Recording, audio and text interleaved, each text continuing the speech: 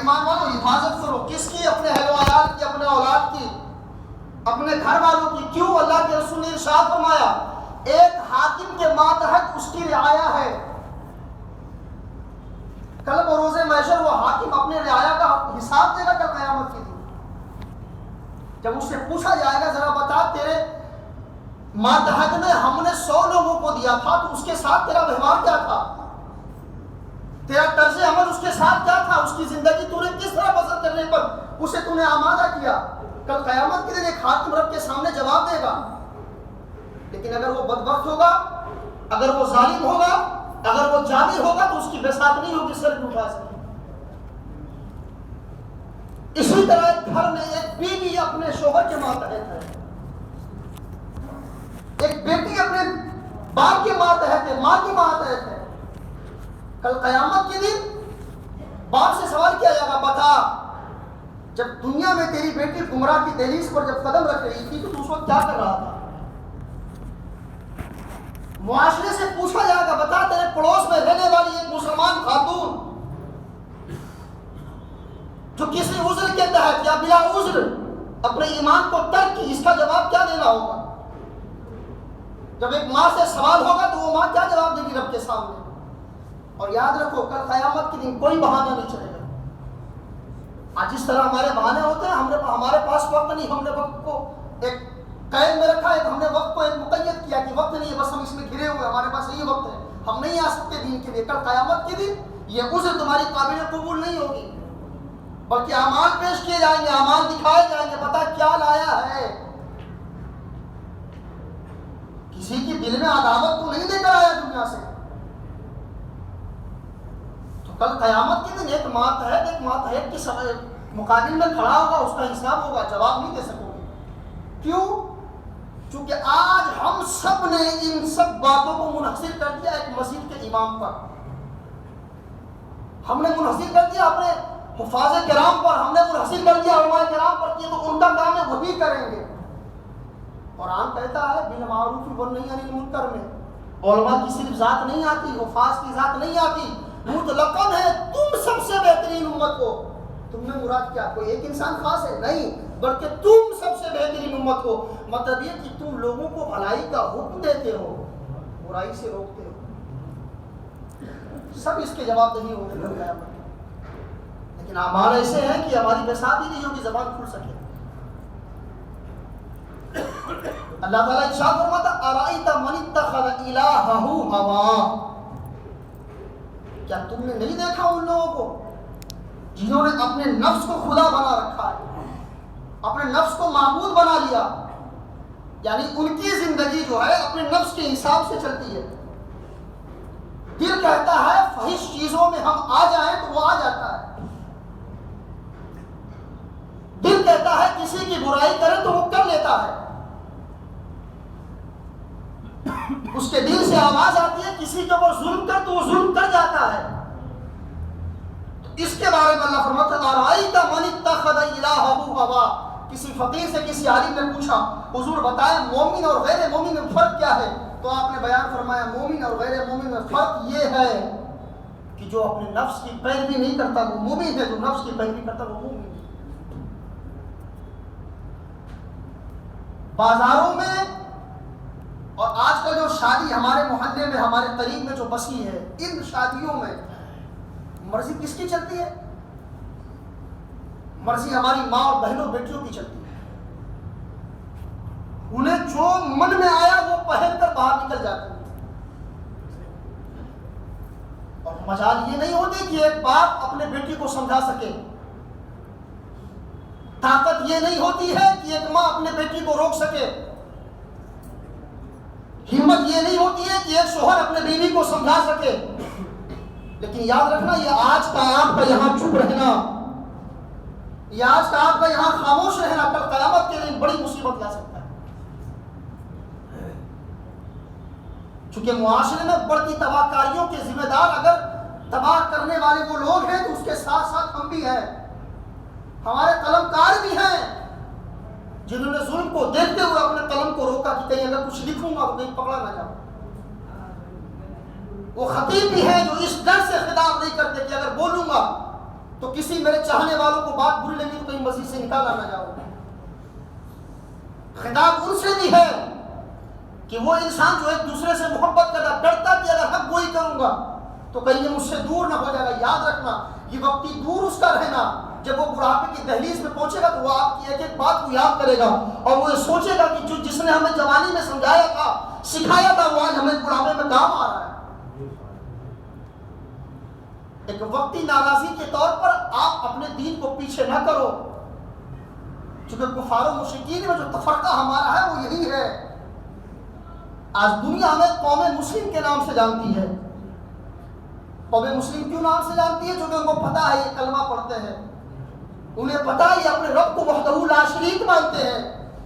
تو جب وحدہ لا شریک اپنے رب کو مانتے ہو تو اسی رسول کا فرمان یہ ہے کہ دنیا میں جب زندگی بسر کرنی ہے، گزر کرنی ہے، تو اللہ تعالیٰ خود ارشاد فرماتا ہے اپنے محبوب کے، اپنے نبی کے اسوہ حسنہ پر چلو، ان کی زندگی کو، ان کے طرز عمل کو دیکھو اور کوشش کرو ان کے ساتھ اپنی زندگی گزر کرنے کی.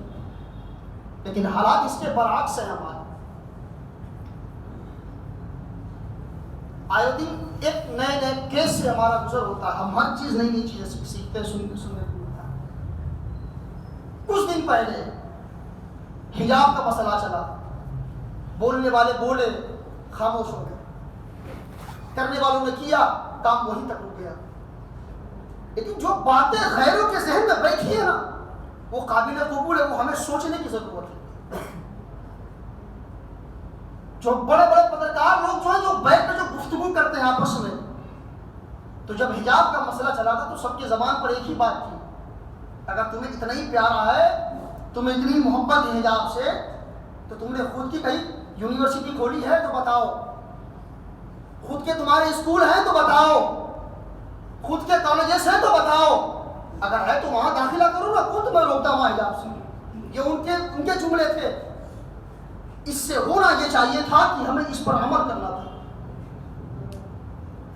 جو تباہ کاریاں ہمارے معاشرے میں ہیں اس کے ذمہ دار صرف غیر نہیں بلکہ ہم بھی ہیں. کہیں نہ کہیں کمی ہماری ہے کہ ہم کیوں نہیں ایسے درسگاہیں تشکیل میں لاتے، کیوں نہ ہم ایسی تعلیم لوگوں کے درمیان میں عام کرتے جس میں آنے والے بچے دین کے ساتھ ساتھ دنیا سے بھی وابستہ ہو جائیں.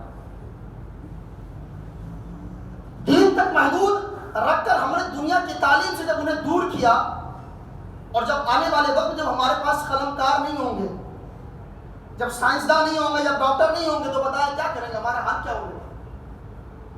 اتنی بڑی آبادیوں میں ہمیں بتائیں کتنے ہمارے یونیورسٹی اسکول، ہمارے کالجز ہیں جہاں ہم اپنے بچوں کو اپنے حساب سے تعلیم دے سکیں. چونکہ ہماری سوچ اس پر گئی نہیں، ہم نے اس پر کام ہی نہیں کیا. ہر کوئی دیکھے بہت اچھی بات ہے، پیر کی تعظیم بہت بڑی تعظیم ہے، سب کچھ ٹھیک ہے. آپ انہیں پیر کے پاس بیٹھ کر ادباً کیوں نہیں کہتے حضور ہمارے علاقے میں ایک اسکول نہیں ہے جس میں ہم بچوں کو دنیا کی تعلیم کے ساتھ دین کی تعلیم بھی دے سکے، آپ ہماری مدد کریں. آپ کے ایک جملے سے عوام اکٹھا ہو جاتی ہیں، آپ ایک جملے سے کروڑوں روپے جمع ہو جاتے ہیں. حضور اگر آپ چاہیں تو ہمارے علاقے میں ایک بڑھیا اسکول کھل سکتا ہے، آپ چاہیں تو بڑھیا ہمارے علاقے میں کالج نافذ کر سکتے ہیں، ہم بنا سکتے ہیں، اور اس میں ہم اپنے بچیوں کو دین کی بھی تعلیم دے سکتے ہیں اور دنیا کی بھی تعلیم دے سکتے ہیں. لیکن یہ سوچ نہیں آتی ہماری، ہم یہ بات ہی نہیں کرتے، بس یہی تک محدود ہے، ہاتھ پیر چھوڑے اور واپس چلے. اس سے کام نہیں ہو رہا. ہمیں ایک سوچ بنانی ہوگی آنے والے مستقبل کے لیے. ایک ہمارا مشن ہماری نظروں کے سامنے ہونا چاہیے کہ ہمیں کرنا کیا ہے. اس لیے کہ جس طرح تیزی کے ساتھ یہ کفار و مشرکین زمینی سطح پر کام کر رہے ہیں نا، ہم بہت پیچھے ہیں ان کے. ہم نے سوچا ہی نہیں، ہم نے اس پر کام کرنا گوارا. جس طرح دیکھیں نا، کہتے ہیں نا، ابھی آئے تھے ابھی ایک نیا کیس سامنے آیا کہ لکھنؤ سے ایک لڑکی بڑی تیزی کے ساتھ پروان چڑھی، حد بلوغت تک پہنچی، اور پہنچنے کے بعد یہ ترک دیتی ہے کہ ہمارے معاشرے میں ہمارا کوئی حامی نہیں ہے، یہ ترک دیتی ہے کہ ہمارا کوئی پرسان حال نہیں ہے، ہمیں فلاں شخص ہر چیز کی ہمیں ہر چیز فراہم کرتا ہے، ہم اس کی طرف چلے گئے، راضی ہو گئے، اس کی طرف ایمان سے ہاتھ دھو گئے. دنیا کے عوض میں اس نے اپنے دین کو کھو دیا. اور یہی تو سب سے بڑی بربادی ہے. اللہ تعالیٰ نے ارشاد فرمایا ڈالا. لیکن سوچ ہماری اس پر نہیں جاتی. کیوں ہمارے معاشرے میں اس طرح کی تباہ کاری آ رہی؟ اس پر سوچیں نا ذرا, اس پر ذرا بیٹھ کر گفتگو کریں آپ. لیکن اس پر ہماری نہ سوچ جاتی, نہ اس پر ہم بیٹھنے کی کوشش کرتے, نہ اس پر ہمیں بات کرنی. جس طرح سب چل رہا ہے چلنے دیں, کوئی پرواہ نہیں, کسی کو کسی چیز کی خبر نہیں. اگر وہ کرنے والا آئے تو اس میں 10 نقص نکال کے اس کو پیچھے کر دیا جاتا ہے. کہیں نہ کہیں سے اس میں کوئی ایک آروپ لگا کر اسے کھینچ لاؤ باہر. یہ آج ہمارے معاشرے کے حالات ہیں. تو کفار و مشرکین سے اپنے بچیوں کو بچانے کا جو ہمیں طریقہ اپنانا چاہیے وہ یہ ہے, یاد رکھیں آپ. پہلی بات تو یہ ہے کہ اگر خود پر قادر نہیں ہو, ہر چیز کے لیے پیسے آ جاتے ہیں, ضرورت اصلیہ میں جو چیز ہے اس کے علاوہ ہم بہت سی قربات کرتے ہیں. بہت سے لوگ ایسے ہیں جن کو اللہ نے مال سے نوازا, وہ ایک شیڈیول بناتے ہیں, سال میں چھٹی ہوگی نا تو یہاں جائیں گے, گھومنے وہاں جائیں گے. ایک مرتبہ دن میں یہ عہد کر لو, 2 سال جو باہر کا خرچہ ہے اسے ہمیں روک دینا, اور روک کر 50-100 ہمارے جو نظر میں ایسے حضرات ہیں انہیں یکجا کرنا ہے, اور یکجا کر کے انہیں اپنی سوچ بتانی ہے. اور بتانے کے بعد ان سب سے جو مالی ہے ہو سکے اعتبار, مالی اعتبار کے حساب سے جسے جتنا ہو سکے جمع کر کے کوشش یہ کریں جو آپ کے علاقے میں اسکولز ہیں, کالج ہیں, وہاں کوشش کریں کہ کسی بڑھیا عالم کا منتخب کریں. کوشش کریں حفاظ کرام کو بھیجیں, آدھا گھنٹہ ہی صحیح, لیکن دین کی تعلیم وہاں ہونی چاہیے. چونکہ ہماری بچیاں ہوتی کیا, 10ویں پاس کی, سائنس میتھمیٹکس سب پڑھ کے نکلی, انہیں دین سے بہت دور رکھا گیا, انہیں دین کی خبر. 12ویں کی 15ویں کی جب وہی بچی اگر جرنلسٹ بن جائے, پترکار بن جائے, تو پھر وہ آ کر اناپ شناپ بکتی ہے. کیوں؟ کیونکہ ہمیں دین کی تعلیم شاہراستہ نہیں, کہ اسے پتہ ہی نہیں دین ہے کیا. اب وہ نقص نکالے گی قرآن میں, بتاؤ حجاب کا مسئلہ ہے, وہ نقص نکالے گی, بتاؤ قرآن میں یہ ہے. کیوں؟ کیونکہ ہم نے انہیں سمجھایا ہی نہیں کہ قرآن میں اللہ کا فرمان کیا ہے, رب کا, اللہ کے رسول کا حکم کیا, ہم نے اس میں آگاہی نہیں کی. تو کوشش یہ کرے اگر جہاں آپ کی پکڑ ہو اسکول اور کالجز میں, وہاں آپ ایک بڑھیا عالم کا منتخب کریں, وہاں انہیں بھیجیں کہ آپ وہاں آدھا گھنٹہ ہی صحیح دین کی تعلیم دیں. چونکہ سب سے بڑی وجہ یہ ہے ہماری بچیوں کو اپنے گھر سے چھوٹنے کی کہ ہم نے انہیں دین سے دور رکھا ہے, اور ہماری سوچ بھی یہی بن گئی ہے. اسکول کالجز پڑھا کر بس ہمیں ایک بڑے پوسٹ پر رکھنا ہے, لیکن دین کو ہاتھ سے چھوڑ دینا یہ کسی کی پرواہ, اس کی پکڑ ہوگی, یاد رکھنا. آج بھلے سے یہ باتیں ہمارے سبوں کے دل میں ناگوار گزرتی ہیں, ہمیں یہ تکلیف ہوتی ہے, کوئی ہمیں کہنے والا کہہ جاتا ہے, لیکن یاد رکھنا آنے والے مستقبل میں ہمارے لیے بہت بڑا المیہ بنے گا. ہمارے پاس اس کا توڑ نہیں ہوگا. ان کفار و مشرکین سے لڑنے کا زمینی سطح پر وہ بہت آگے نکل چکے ہیں, وہ کھلے لفظوں میں عوام کے سامنے بیان بازی کرتے ہیں. تو ہمیں اس فیلڈ میں اتر کر ہمیں کام کرنا, اندر رہ کر.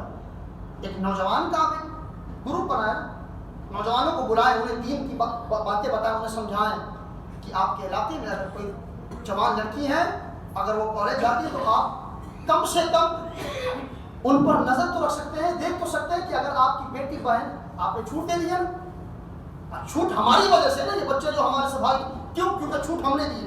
صحیح پرورش جو بچوں کی ہوتی ہے وہ 3 سال سے لے کے 12 یا 10 سال جو لڑکیوں کی جو عمر ہوتی ہے, اس میں آپ کو یہ پتہ چل جاتا ہے کہ مستقبل میں ہمارا بچہ کس طرف جا رہا ہے.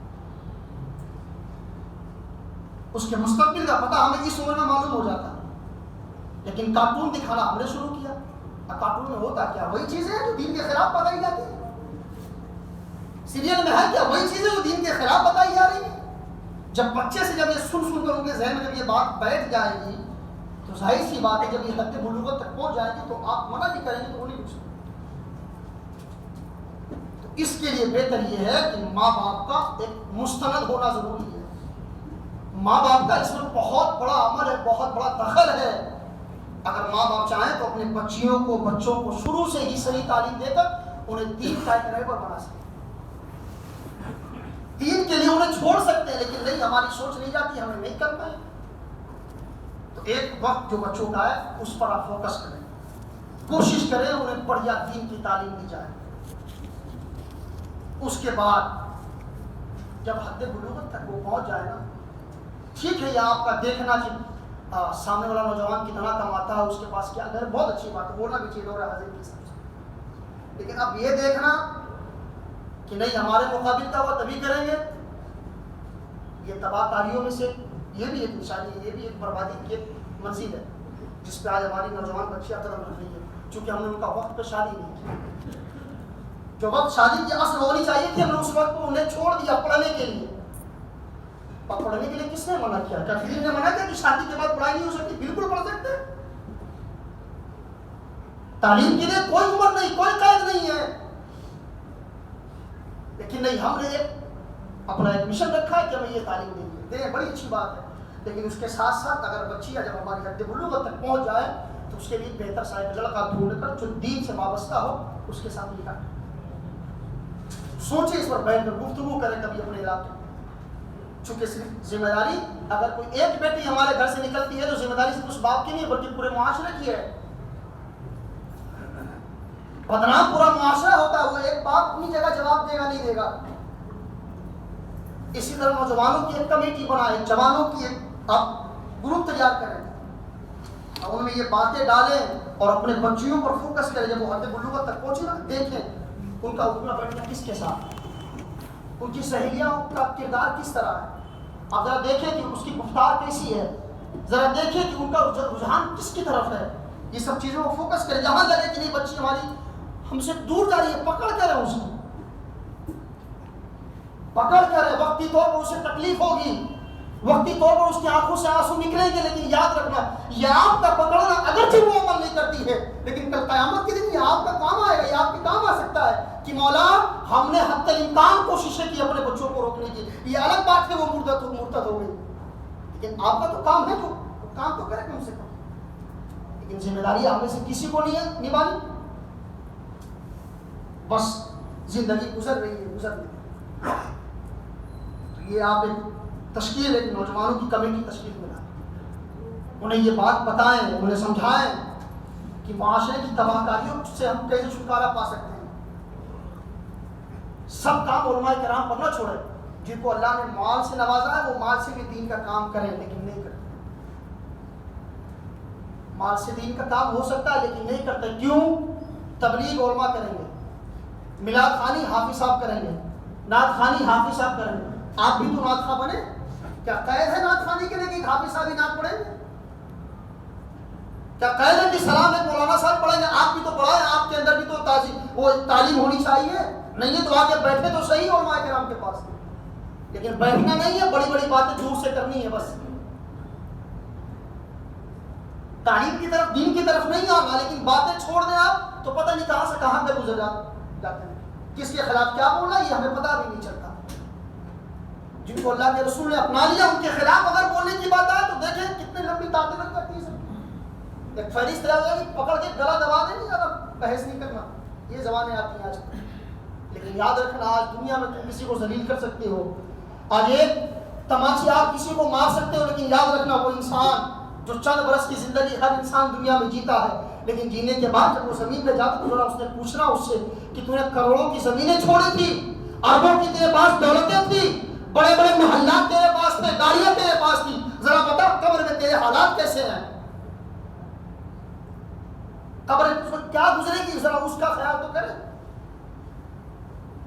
سوچے ذرا اپنی زندگی کو دین کی طرف لانے کی، بچوں کو بٹھائیں، ذرا بچوں کی طرف توجہ دیں۔ آج اگر آج ہم نے اپنے بچوں کو نہیں پکڑا تو یہ ہمارے ہاتھ سے جب نکل جائیں گے تو یاد رکھنا آنے والا مستقبل ہمارے لیے بڑا دردناک ہوگا۔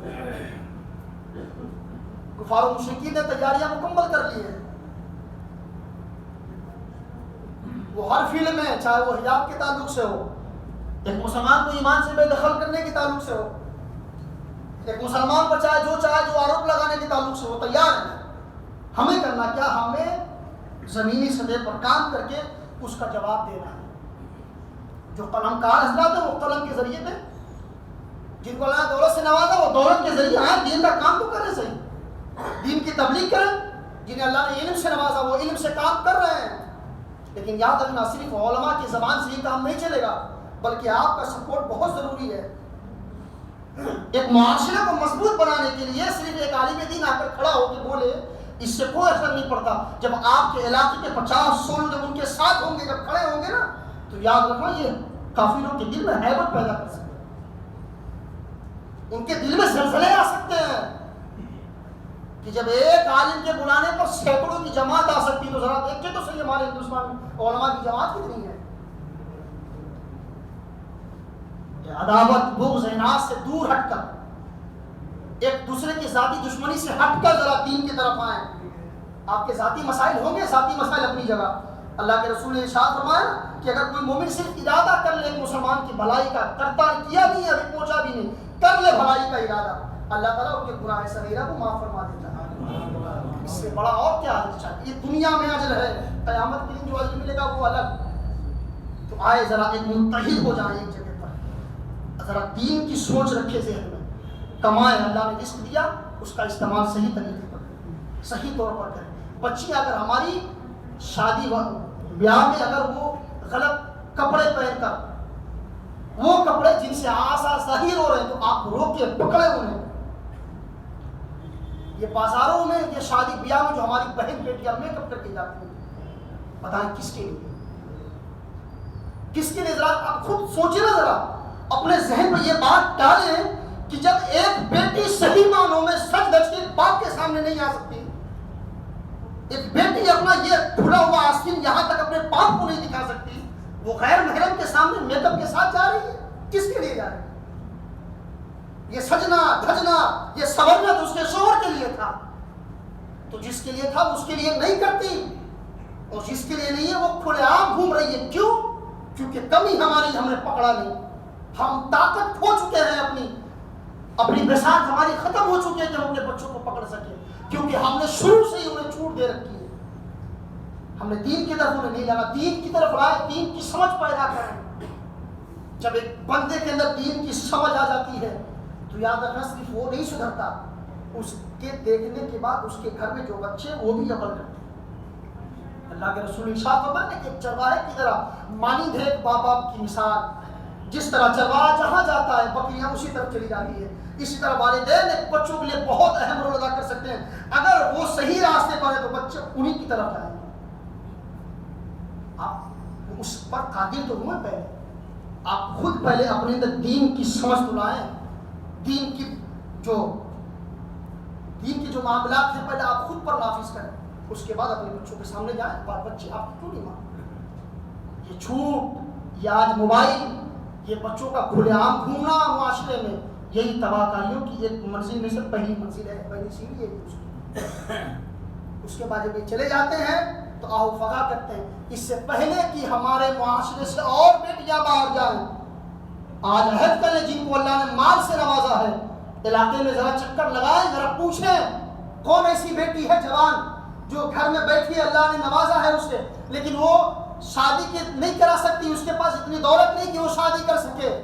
تو آئیں ذرا اٹھیں، میدان میں اتریں اور زمینی سطح پر کام کریں اور اس بیٹی کی شادی کرائیں۔ یاد رکھنا، اس بیٹی کا شادی کرانا آپ کے تمام گناہ اصغر کو معاف کر سکتا ہے اللہ تعالیٰ۔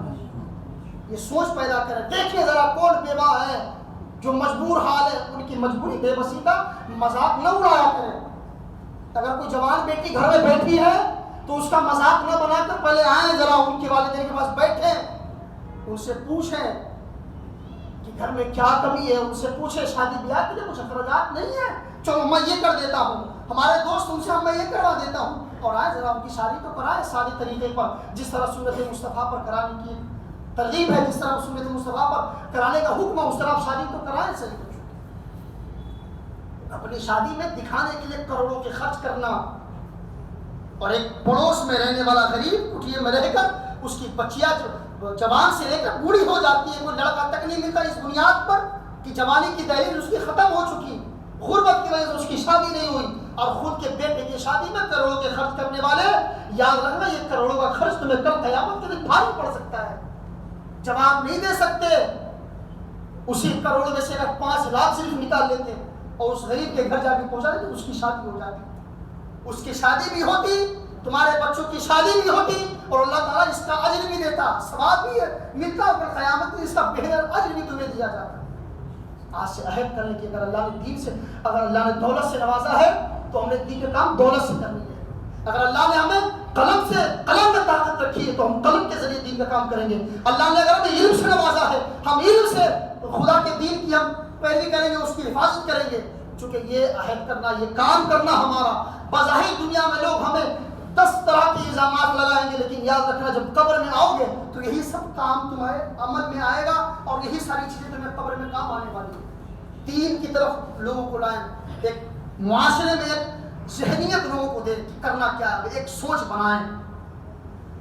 جوانوں کو پکڑے, بزرگان دین بیٹھے اور ہر کوئی اپنی اپنی ایک سوچ بتائے کہ ہمیں یہ کرنے کی خواہش, ہم یہ کر سکتے ہیں, ہم یہ کر سکتے ہیں, اور بنائیں تنظیمیں. الحمدللہ بہت سی تنظیمیں کام کر رہی ہیں, نوازنے والے دینے والے دیتے بھی الحمدللہ, اور وہ دین کا کام بھی کر رہے. اسی طرح ہر علاقے میں ایک تنظیم ہو, ہر علاقے میں ایک جماعت ہو جس سے دین کا کام ہو سکے. یہ کام کرنا ہمارا قیام الدین کام آ سکتا ہے. اللہ تعالی ہم سب کو صحیح معنوں میں دین پر عمل کرنے کی توفیق و رفیق عطا. اور یاد رکھنا, عقیدے سے کبھی سمجھوتا نہ, عقیدے سے کبھی سمجھوتا نہ کرنا. تمام تر دولتیں ایک طرف رکھ دینا, اگر غربت کی زندگی آئے میسر ہو تو اسے نبھا لینا, لیکن عقیدے میں کوئی کمپرومائز نہیں کرنا. کوئی کچھ بھی بولے, عقیدے میں کوئی کمی نہیں. کیوں کہ علامہ اقبال نے بڑی اچھی بات کہی کہ محمد سے وفا تو نے تو ہم تیرے ہیں. آپ محمد سے وفا کرنے سے مطلب کیا, جس نے میرے آقا کے تمام فرامین پر, جس نے میرے آقا کے احکام پر عمل کیا, کہ محمد سے وفا تو نے تو ہم تیرے ہیں. یہ جہاں چیز ہے کیا, لوح و قلم تیرے ہیں. وما علیہ السلام علیکم ورحمۃ اللہ تعالی.